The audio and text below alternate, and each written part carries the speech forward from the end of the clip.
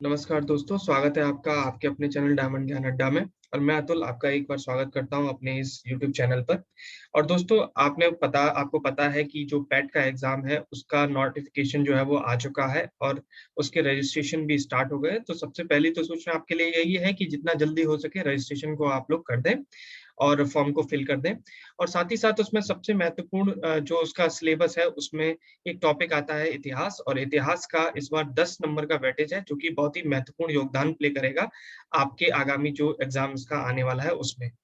तो मैं उसी से संबंधित प्रश्नोत्तरी लेके आ रहा हूँ, जिसमें मैं लगभग 1000 क्वेश्चन तो कराऊंगा, जिसमें हिस्ट्री के सारे जितने भी इंपॉर्टेंट क्वेश्चंस होंगे वो होंगे और क्रम से कराऊंगा। तो आप लोग बने रहिए इस चैनल के माध्यम से, देखते रहिए वीडियोस को। जिस तरीके से आप लोग सपोर्ट दे रहे हैं उसी तरीके से अपना सपोर्ट और प्यार जो है बनाकर रखिए। तो चलिए शुरुआत करते हैं और देखते हैं आज जो मैं प्रमुख 25 क्वेश्चन लेके आ रहा हूँ उनको देखते हैं एक एक करके। देखिए दोस्तों, ये सिंधु घाटी सभ्यता से संबंधित प्रश्न है। सिंधु घाटी सभ्यता ही को हम लोग हड़प्पा सभ्यता भी कहते हैं। तो उसी से संबंधित ये प्रश्न है और आपको पता है कि आपकी हिस्ट्री का जो पैट का सिलेबस है उसमें हिस्ट्री का पहला टॉपिक ही है सिंधु घाटी सभ्यता। तो यदि आपने नहीं पढ़ा है सिंधु घाटी सभ्यता, तो भी इस चैनल के माध्यम से मैं थ्योरी के पॉइंट ऑफ व्यू से भी उसको कराऊंगा आगे। लेकिन मैं प्रश्नोत्तरी को लगातार साथ में लेकर चलूंगा। आपने अगर नहीं भी पढ़ रखा है तो भी प्रश्नोत्तरी सबसे ज्यादा महत्वपूर्ण रहती है। ठीक है, तो देखिए पहला क्वेश्चन क्या कहता है। पहला क्वेश्चन कहता है दोस्तों कि निम्न में से सिंधु घाटी की सभ्यता का सर्वाधिक उपयुक्त नाम क्या है। तो सबसे पहले मैं आपको बता दूं कि सिंधु घाटी सभ्यता जो है इसका श्रेय जो है, इसकी खोज का श्रेय 1921 में जो राय बहादुर दयाराम साहनी थे उनको जाता है। उन्होंने इसकी मतलब खुदाई करवाई और उसमें प्राप्त जो अवशेष मिले उनको हम लोगों ने सिंधु घाटी सभ्यता का नाम दिया। दोस्तों, ऐसा माना जाता है कि सिंधु घाटी सभ्यता जब पुराने समय में हमने देखा था तो ये था कि ये सिंधु घाटी यानी सिंधु की जो घाटी है, सिंधु के आसपास का जो क्षेत्र है वहीं तक सीमित है। लेकिन अगर हम लोग बात करें उसके बाद जो खुदाई हुई उसके बाद जो अवशेष हमें प्राप्त हुए उससे लगता है कि नहीं, ये और भी अधिक क्षेत्रों में फैली हुई थी। अच्छा, सिंधु घाटी सभ्यता को हम लोग सैंडव सभ्यता भी कहते हैं। सिंधु घाटी सभ्यता को हम लोग सिंधु घाटी सभ्यता तो है ही है और साथ ही साथ हड़प्पा सभ्यता भी कहते हैं। तो सब सर्वाधिक उपयुक्त नाम इसको पूछा गया है। तो आपको मैं बता दूं कि सबसे पहले 1856 में जब आपका कराची से लाहौर तक का रेलवे मार्ग जो है वो बनाया जा रहा था, तो उस समय पर वहां पर जो खंडहर थे उनसे क्या किया गया, जो ईंटें थी उनसे जो ईंटें थी उनका उपयोग किया गया। उन्हें तो नहीं पता था कि ये ईंटें जो हैं कोई साधारण ईंटें नहीं है, ये लगभग 5000 साल वर्ष वर्ष पुरानी ईंटें हैं और जो एक सभ्यता के अवशेष हैं। तो वहां से इसका प्राप्त होता है। लेकिन सबसे पहले जहां पर खुदाई करी गई थी वो थी हड़प्पा नामक स्थान था। ठीक है, तो इसीलिए वहां से इसका नाम पड़ गया हड़प्पा सभ्यता, और हड़प्पा सभ्यता बहुत ही ज्यादा यूज होता है ये नाम। तो इसलिए सर्वाधिक उपयुक्त नाम इसका क्या है, हड़प्पा सभ्यता, ऑप्शन गा। दोस्तों बढ़ते हैं और दूसरे क्वेश्चन को देखते हैं। निम्न में से हड़प्पा संस्कृति का सर्वाधिक आधुनिकतम स्थल कौन सा है। देखिए, हड़प्पा सभ्यता के बहुत प्राचीन स्थल जो है वो आप पता है, लेकिन कुछ नए स्थलों का भी खोजा गया है, जिसमें खरवी है, कुनितासी है, धौलावीरा है, कोटदीजी है। इसमें सर्वाधिक अधिकतम आधुनिकतम जो स्थल है वो है धौलावीरा, जो कि आपका गुजरात में खोजा गया है। तो धौलावीरा जो है, जो कि आपका गुजरात में है, कहाँ पर है, गुजरात में है। तो ये सर्वाधिक आधुनिक स्थल है। हड़प्पा संस्कृति में से किस काल से संबंधित मानी जाती है। हड़प्पा सभ्यता को, संस्कृति को किस काल से संबंधित मानी जाती है। प्रस्तर युगीन मानी जाती है, ताम्र युगीन मानी जाती है, लौह युगीन मानी जाती है, या कांस्य युगीन मानी जाती है। तो दोस्तों कांस्य युगीन मानी जाती है, इसका ऑप्शन क्या है, गा, कांस्य युगीन। दोस्तों जो कांस्य होता है इसको जो सिंधु घाटी सभ्यता के लोग थे वो तांबा और टिन को, किसको, तांबा और साथ ही साथ जो टिन होता है इनसे मिलाकर बनाया करते थे। टिन जो था ये लोग अफगानिस्तान से, कहाँ से, अफगानिस्तान से ये टिन को प्राप्त किया करते थे। और साथ ही साथ तांबा जो था इसको पंजाब क्षेत्र जो था, देखिए दो पंजाब थे लेकिन बंटवारे के बाद वो पंजाब आधे आधे हो गए। एक भारत में आ गया पंजाब और एक चला गया पाकिस्तान में। तो इसमें एक आता है पश्चिमी पश्चिमी पंजाब, यानी कि पश्चिमी पंजाब, और एक आता है आपका पूर्वी पंजाब दोस्तों। तो पूर्वी पंजाब जो है वो भारत के पास आ गया और जो पश्चिमी पंजाब है वो पाकिस्तान के पास चला गया। तो हमको अभी तो, जिस समय पर ये सभ्यता थी उस समय तो भारत का कोई बंटवारा नहीं था। तो जो पंजाब का क्षेत्र है वहां से ये लोग तांबा लाते थे और अफगानिस्तान का जो क्षेत्र था वहां से ये आपका टिन को लाया करते थे दोस्तों। तो यहाँ तक आपको बिल्कुल क्लियर होगा। ठीक है, पंजाब क्षेत्र को ही समझिए, यहीं से थोड़ा राजस्थान का भी क्षेत्र है, राजस्थान से भी लाया जाता था, ये भी आप लोग याद रखेंगे कि राजस्थान जो था, राजस्थान से भी ये लाया जाता था। ठीक है, राजस्थान से। तो अब बढ़ते हैं अगला, देखते हैं मोहनजोदड़ो से प्राप्त विशाल स्नानागार के लिए जल की आपूर्ति कहाँ से होती थी। तो दोस्तों ये होती थी आपकी कुओं से। कहाँ से हुआ करती थी? इसका ऑप्शन है कुओं से। आपको मैं बता दूं कि मोहनजोदड़ो में जो विशाल स्नानागार मिले हुए हैं, उनमें क्या है, पास में ही कुएं बने हुआ करते थे, और कुएं से संबंधित होते थे वो विशाल स्नानागार। कुएं से पानी जो है उन स्नानागारों में पहुंचता था, और इस प्रकार जो है जल की आपूर्ति जो है मोहनजोदड़ो में पूरी की जाती थी। लोहे के प्रयोग से किस युग के लोग अपरिचित थे? तो दोस्तों इसका है हड़प्पा सभ्यता के लोग, ये लोहे से अपरिचित थे। ज्यादातर आपको हड़प्पा सभ्यता में मिट्टी और कांस, ये दो ही चीजों का उपयोग जो है देखने को ज्यादा मिलेगा। देखते हैं अगला प्रश्न क्या है, बहुत ही महत्वपूर्ण प्रश्न है दोस्तों, कि सूची 1 को सूची 2 से सम्मिलित कीजिए। पारस की मोहरें एवं आटा पीसने की चक्की, ये कहां पर मिली? गुड़िया निर्माण का कारखाना एवं लिपस्टिक कहां से मिला? ठोस पहियों वाली गाड़ी एवं मछुआरे का चित्र कहां से मिला? अलंकृत एवं कच्ची ईंटें कहां से मिली? और आपको ऑप्शन में दिया गया है दोस्तों, हड़प्पा से मिली, चंदूदड़ों से मिली, कालीबंगा से मिली, या लोथल से मिली। तो आपको मैं एक एक करके बता देता हूं कि फारस की मोहरें एवं आटा पीसने की जो चक्की है, ये दोस्तों आपको मिली थी वहां से, लोथल से। कहां से मिली? लोथल से। देखो आपको पता भी है, आटा चीखने पीसने की जो पत्थर की चक्की होती है, जब उस पर कोई चीज पीसते हैं तो थल थल की आवाज आती है। तो आप याद कर सकते हो कि ये फारस की मोहरें एवं आटा पीसने की पत्थर की चक्की कहां से संबंधित है? लोथल से। गुड़िया निर्माण का कारखाना एवं लिपस्टिक, तो देखो लिपस्टिक जो होता है वो चिन्ह का काम करता है। लिपस्टिक जो लगाते हैं एक तरीके से कभी कभी चिन्ह से भी लगाते हैं, तो चिन्ह से चा से याद रखेंगे आप लोग, चनहूदड़ो। यानी लिपस्टिक यानी गुड़िया निर्माण का कारखाना एवं लिपस्टिक कहां से संबंधित है? चनहूदड़ो से। ठोस पहियों वाली गाड़ी एवं मछुआरे का चित्र सॉरी दोस्तों, ठोस पहियों वाली गाड़ी एवं मछुआरे का चित्र आपको कहां से मिलता है? तो ये मिलता है आपको, देखिए, ठोस पहियों वाली गाड़ी एवं मछुआरे का चित्र। तो जब आप लोग बताइए गाड़ी चलाते हैं तो बोलते नहीं हड़ो सामने से, अरे भाई हड़ो, हड़ो सामने से, बोलते हैं ना हड़ो सामने से। तो हड़ो से हा से आ रहा है आपका हड़प्पा, यानी कि ठोस पहियों वाली गाड़ी और मछुआरे का चित्र हड़प्पा से संबंधित है। और अलंकृत एवं कच्ची ईंटें जो है वो आपको कहां से मिली? काली बंगा से। तो आप इसमें देख सकते हैं कि आपका जो ऑप्शन हो जाएगा, वो ऑप्शन आप लोग अब लगा सकते हैं। देख लीजिए आप लोग, आ का क्या हो जाएगा? फोर्थ हो जाएगा, यानी कि या तो खा है या फिर गा है। बा का क्या हो जाएगा? सेकंड हो जाएगा, यानी कि ये दोनों ही ऑप्शन खा और गा भी मैच कर रहे हैं। अब उसके बाद ठोस पहियों वाली गाड़ी एवं मछुआरे का चित्र, ये पहला हो जाएगा, तो यानी कि ये वाला ऑप्शन सही है, यानी कि ऑप्शन खा इज द राइट आंसर। चलते हैं दोस्तों, बढ़ते हैं, अगला क्वेश्चन देखते हैं, 7वां। मोहनजोदड़ो स्नानागार के पूर्व में स्थित स्तूप का निर्माण किस काल में किया गया था? तो दोस्तों ये कुषाण काल में किया गया था। किस काल में? कुषाण काल में किया गया था मोहनजोदड़ो के स्नानागार के पूर्व में स्थित स्तूप। ठीक है, स्तूप भवन भी इसको हम लोग बोलते हैं। ठीक है, सिंध का बाग या मृतकों का टीला हड़प्पा सभ्यता के किस पुरातन स्थल को कहा गया है? सिंध का बाग या मृतकों का टीला हड़प्पा सभ्यता के किस पुरातन स्थल को कहा गया है? तो दोस्तों ये मोहनजोदड़ो को कहा गया है। किसको कहा गया है? मोहनजोदड़ो को कहा गया है। ठीक है दोस्तों, अगला बढ़ते हैं। बहुत ही महत्वपूर्ण और इंपॉर्टेंट प्रश्न है दोस्तों, कई बार पूछा गया है ये। किस समय की लिपि को चित्राक्षर लिपि कहा जाता है? किस समय की लिपि को चित्राक्षर लिपि कहा जाता है?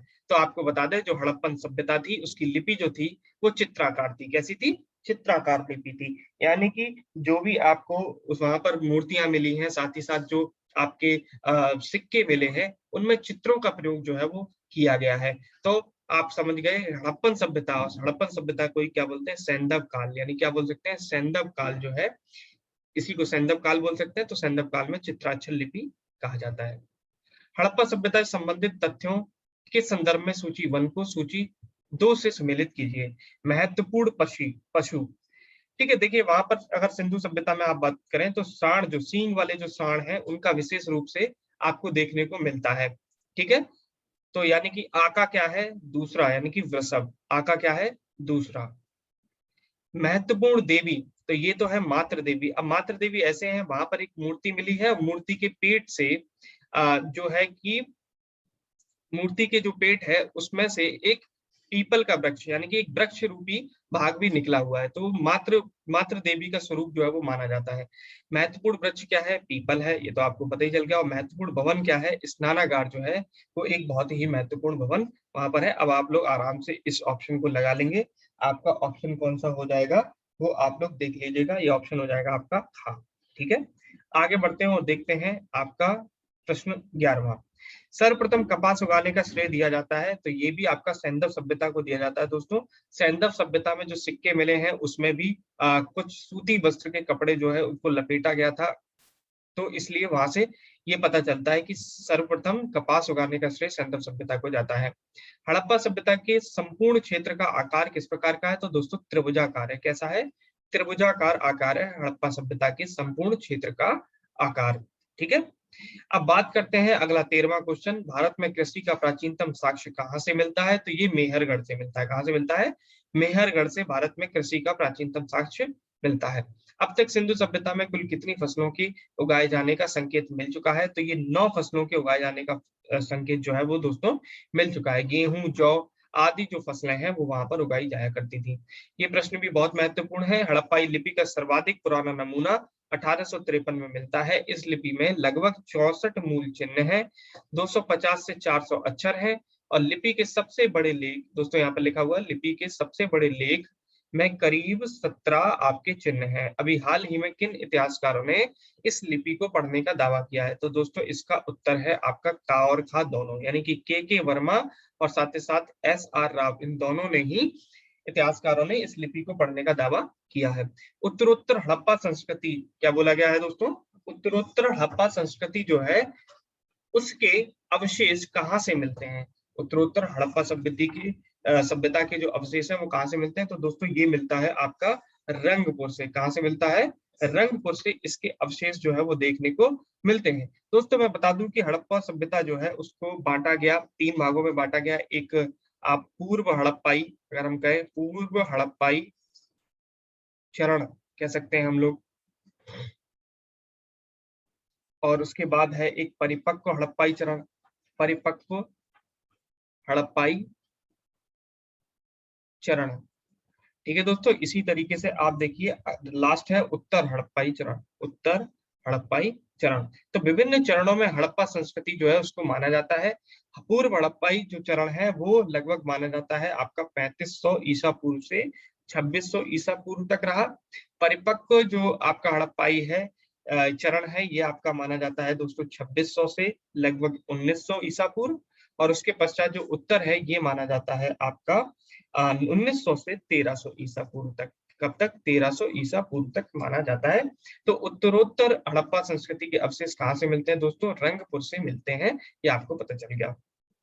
अगला प्रश्न देखिए दोस्तों, ये बहुत ही महत्वपूर्ण प्रश्न है कि विभिन्न जो आपके वहां से स्थल मिले हैं, जैसे मोहनजोदड़ो है, हड़प्पा है, रोपड़ है, लोथल है, कालीबंगा है, आलमगीर है, ये प्रमुख जो स्थल मिले हैं ये किन नदियों के किनारे बसे हुए हैं?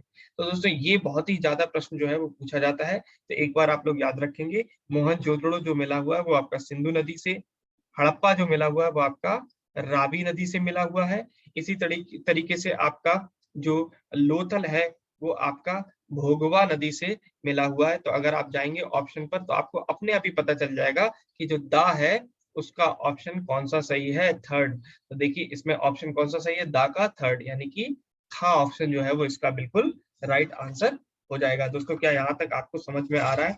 अगर ये वीडियोस महत्वपूर्ण लग रही है तो आप लोग लगातार इन वीडियोस को आप लाइक करते रहिए, और साथ ही साथ चैनल में अगर आप नए जुड़े हैं तो आप लोग इस चैनल को सब्सक्राइब भी कर लीजिए, जिससे कि हमें और ज्यादा मोटिवेशन मिलता है वीडियोस बनाने के लिए, और लगातार आपके लिए महत्वपूर्ण वीडियोस हम लोग लाते रहेंगे। यहीं पर दोस्तों मैं कुछ प्रमुख और नदियां हैं और उनसे संबंधित नगर हैं उनके विषय में भी यहीं पर मैं लिख दे रहा हूँ, ताकि आप लोगों को कुछ विशेष ज्ञान भी यहाँ पर उपलब्ध हो जाए। देखिए मोहनजोदड़ो तो सिंधु नदी के किनारे हो गया, हड़प्पा तो रावी नदी के किनारे हो गया, ये आपको पता चल गया।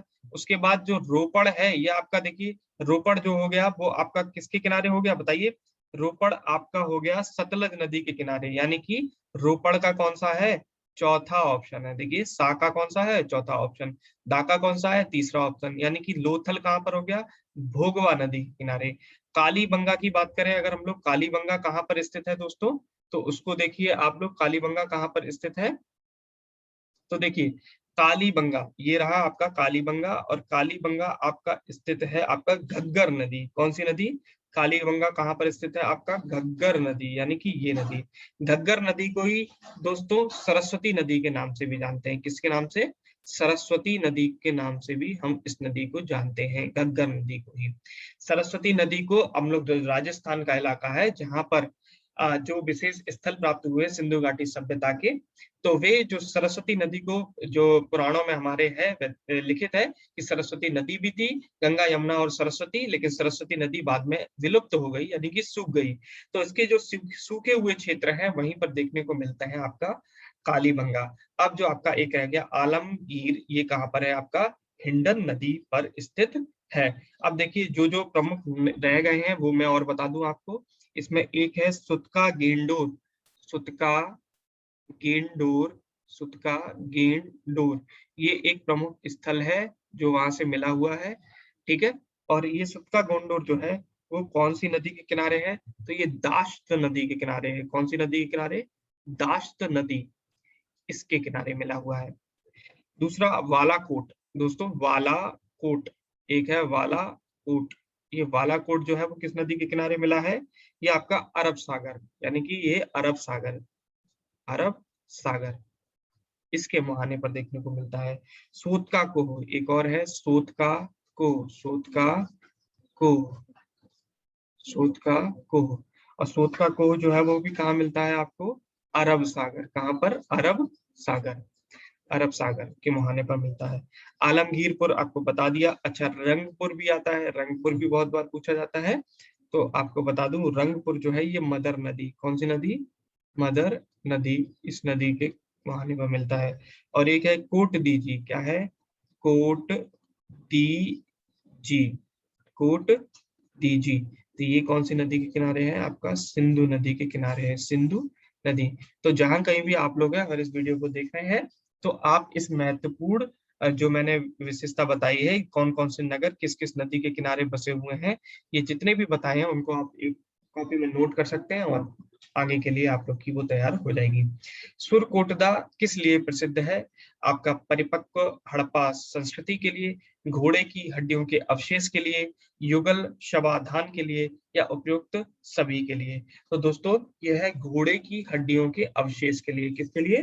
घोड़े की हड्डियों के अवशेष के लिए जो है ये बहुत ही फेमस है। क्या? सुरकोटदा। और सुरकोटदा जो दोस्तों माना जाता है कि जो घोड़े की हड्डियां यहाँ से मिली हैं, और साथ ही साथ यहाँ पर एक कब्रिस्तान भी मिला है, एक कब्रिस्तान भी मिला है, कब्रिस्तान, एक बड़ा कब्रिस्तान मिला है। और माना जाता है कि ये जो है सुरकोटदा, ये विनाश की, यानी कि सिंधु सभ्यता की जो विनाश हुआ उससे संबंधित साक्ष्य जो है यहाँ पर मिलते हैं। तो घोड़े की हड्डियों के अवशेष यहाँ पर मिले हुए हैं। अगला देखिए दोस्तों है मोहनजोदड़ो की सबसे बड़ी इमारत निम्न में से कौन सी है? तो दोस्तों मोहनजोदड़ो की सबसे बड़ी इमारत जो है वो मानी जाती है अन्नागार को। ये जो अन्नागार है इसको ही सबसे बड़ी इमारत मोहनजोदड़ो में माना जाता है। अगला क्वेश्चन है दोस्तों कि सिंधु सभ्यता में कुंभकारों के भट्टों के अवशेष कहाँ से मिलते हैं? सिंधु सभ्यता में कुंभकारों के भट्टों के अवशेष कहाँ से मिलते हैं? तो देखिए दोस्तों लगभग 6 जो है, 6 कुंभकार भट्टे, यानी कि 6 भट्टों के अवशेष जो है वो मोहनजोदड़ो से मिलते हैं। कहाँ से मिलते हैं दोस्तों? मोहनजोदड़ो से देखने को आपको मिलते हैं। तो ये मैं आपको बता दूं, ये देखिए, तो इसका ऑप्शन कौन सा हो गया? गा, मोहनजोदड़ो, मोहनजोदड़ो में देखने को मिलता है। अगला क्वेश्चन है दोस्तों सैंधव निवासियों का प्रिय पशु निम्न में से कौन सा था? तो मैंने आपको बताया था कि सांड का बहुत उल्लेख मिलता है सैंधव सभ्यता में, तो सांड जो था वो प्रमुख पशु माना जाता था सैंधव सभ्यता में। अब बात करते हैं अगला प्रश्न, सैंधव सभ्यता के संबंध में निम्न में से कौन सा कथन असत्य है? ये लकड़ी के हल का प्रयोग करते थे, बिल्कुल करते थे दोस्तों। सबसे पहले कपास पैदा करने का श्रेय सिंधु वासियों को जाता है, ये अभी मैं बता चुका हूँ पिछले क्वेश्चंस में। कठोर कोठार एंड सिंधु संस्कृति के महत्वपूर्ण अंग थे, ये भी सही है। केवल ये जो है वो असत्य प्रश्न है, नहरों द्वारा इसकी सिंचाई की जाती थी, यही आपका ऑप्शन हो जाएगा, यानी ऑप्शन गा is the right answer. Harappa सभ्यता की मुद्राएं किससे निर्मित की जाती थी? देखिए, ज्यादातर मुद्राएं जो मिली हुई हैं वो आपकी मिट्टी से मिली हुई है, मिट्टी से निर्मित की जाती थी, और उसके बाद जो है वो कांस्य से मिली जाती थी। लेकिन इसने पूछा है कि मुद्राएं, हड़प्पा सभ्यता की मुद्राएं किससे निर्मित की जाती थी, तो ये प्रश्न अगर पूछा जाए तो आप लोग इसका आंसर क्या लगाएंगे दोस्तों? इसका आंसर लगाएंगे आप लोग द, यानी कि मिट्टी से निर्मित की जाती थी हड़प्पा सभ्यता की जो भी आपकी मुद्राएं हुआ करती थी दोस्तों। तो यहाँ तक आपको क्लियर हो गया। अब बढ़ते हैं अगले क्वेश्चन की तरफ। 24, हड़प्पा सभ्यता के अंतर्गत हल से जोते गए खेतों का साक्ष्य कहाँ से मिलता है? हड़प्पा सभ्यता में हल से जोते गए खेतों का साक्ष्य कहाँ से मिलता है? तो दोस्तों ये मिलता है कालीबंगा से। कहाँ से मिलता है? कालीबंगा से, यानी कि ऑप्शन ग इज द राइट आंसर। अगला प्रश्न है दोस्तों, लास्ट प्रश्न है ये आज का, कि हड़प्पा सभ्यता की प्रमुख विशेषता निम्न में से कौन सी है? स्नानागार, धार्मिक स्थल, नगर नियोजन या फिर अन्नागार। तो आपको मैं बता दूं कि बेसिकली हम लोग हड़प्पा सभ्यता की सबसे प्रमुख विशेषता मानते हैं कि उनका जो नगर नियोजन का तरीका था, यानी कि जिस तरीके से उन्होंने नालियों का प्रयोग किया, स्नानागारों का प्रयोग किया, साथ ही साथ उनको जिस तरीके से उन्होंने कुओं के द्वारा जोड़ा और नालियों के द्वारा जिस तरीके से उन्होंने प्रवाह का नियोजन किया, तो ये सबसे प्रमुख है नगर नियोजन, और नगर नियोजन ही आपका उत्तर होगा 25। तो इस तरीके से आपने दोस्तों 25 क्वेश्चन आज के देखे, और जिनमें बहुत ही महत्वपूर्ण प्रश्न हैं ये, अगर सिंधु घाटी सभ्यता की बात करें तो अन्य भी महत्वपूर्ण प्रश्न लगातार मैं लेकर आता रहूंगा। 1000 लगभग प्रश्न हम लोग करेंगे, और ताकि समस्त जितनी भी चीजें आपके सिलेबस से रिलेटेड है वो सभी तैयार हो जाए। तो बने रहिए, और इसी तरीके से वीडियोस को लाइक करते रहिए, अपना सपोर्ट बनाए रखिए, ताकि हम लोग और मोटिवेट हों और आपके लिए लगातार नई नई वीडियोस लेकर आते रहें। तो चैनल को अगर सब्सक्राइब नहीं किया है तो सब्सक्राइब कर दीजिए, और साथ ही साथ बेल आइकन भी दबा लीजिए, ताकि जैसे ही कोई नई वीडियो हम लोग बनाए आपके पास नोटिफिकेशन पहुंच जाए। धन्यवाद।